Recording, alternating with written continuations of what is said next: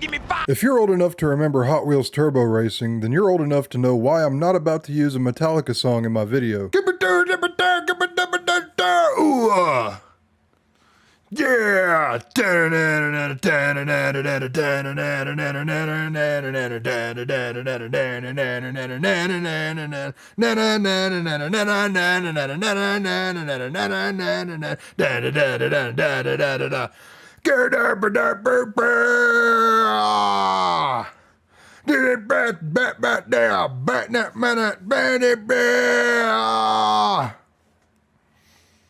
Yeah,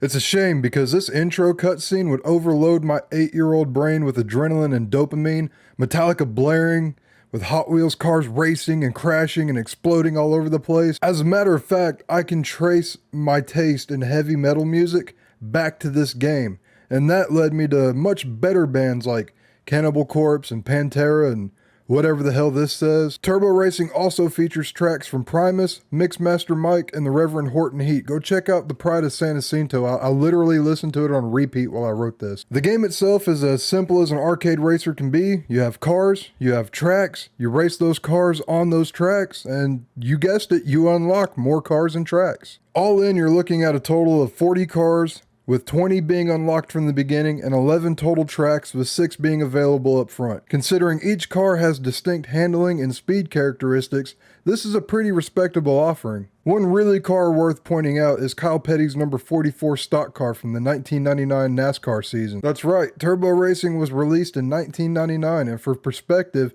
that was the same year James Charles, Dream, and Lil Nas X were born. Guys, I am like 1 decade away from my midlife crisis Corvette.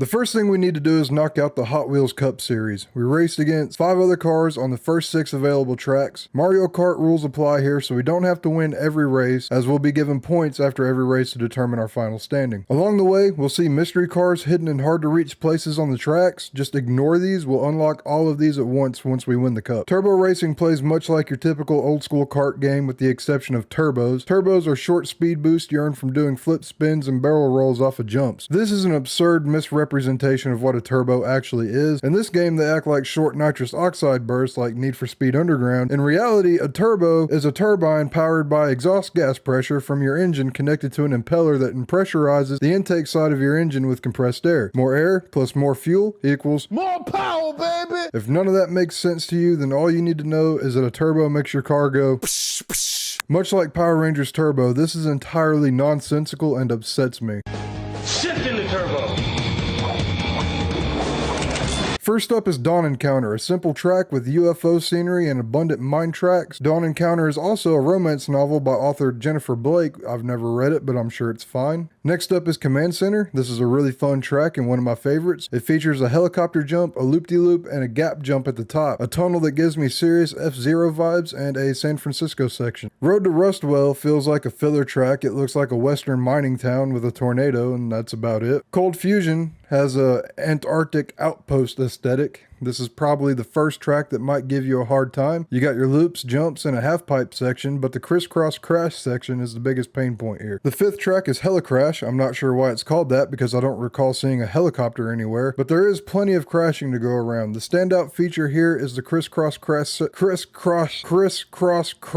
section and the huge vertical climb to reach a checkpoint and a hammer power-up. I have no idea what the power-ups do. They're basically irrelevant, but if you grab the hammer on the vertical section, any car you touch on the way down will be exploded Rocket League style. Last up is Snake River Mine. I hate this track, especially the rolling rock wheels. Congratulations, you just unlocked the LGBTQ friendly bisector, the cleverly named go-kart, Road Rocket, which sounds like something my dog gets when he's excited to see me, and the super erotic strip teaser. You'll also unlock 3 new tracks and the Secret Car Cup. The Secret Car Cup is a short series as it's only 2 tracks. You'll have to actually win or place higher at the end of the series to finish this one. The first track is Sludgeworks. This track is bullshit. It's difficult, not by creative design, but by traps placed in hard to see places that make split-second decisions mandatory to get through it. I will say this is the only track that you really have to use the brakes on, so it requires a lot of luck with a pinch of skill. The second and final track is the Test Track, which is a weird name for a track that has you driving through the rib cage of some kind of dragon creature, and I'm fairly certain that you exit out of the butthole. I like this track. Overall, this cup isn't too hard, and beating it will score you some new cars, including Hot Wheels 500 and the iconic quintessential Twin Mill and Twin Mill 2. The Twin Mill Twins are the best car in the game, so just use those from now on. You'll also unlock 2 more tracks. Let's call those bonus tracks because they're not part of any cup series. The Serpent Sprint track, which will have you jumping into a snake's mouth. Other than that, it's basically just an oval. The Volcano Blowout is my favorite in the whole game. You have a big open crash zone, huge front flip jumps, and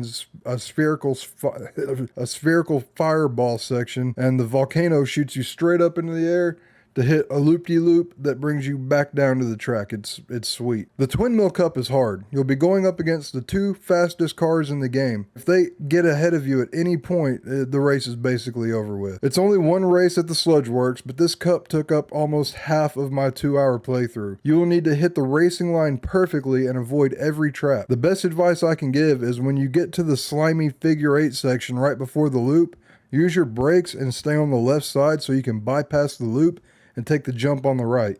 You cannot beat this race if you take the loop path. Beating this cup will unlock the remainder of the mystery cars. That is, except for one. There is one last car that can only be unlocked with a password.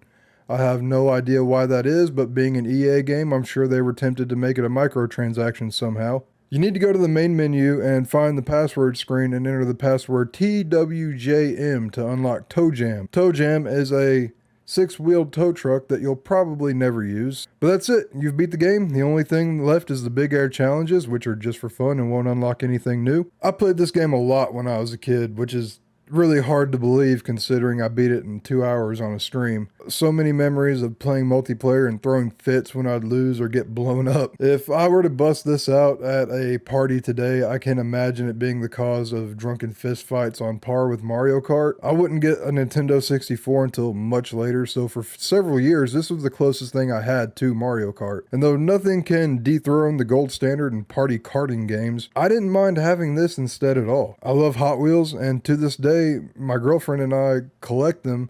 Her office has an entire wall covered in little die-cast treasures. It's not perfect, but it's fun. I never hear anyone bring it up, and I don't know anyone else personally that ever had it. So if you have an original PlayStation laying around, then get a copy of Turbo Racing off of eBay. I found copies listed for about 10 to 30 bucks. Or just fire up EPSXE and load that Q file. I won't tell anyone. Thank you all so much for watching and allowing me to share a childhood memory with you. Thumbs up, like, and subscribe. Drop a comment if you've played Turbo Racing or if you know any other obscure games worth checking out, and I will catch you next time.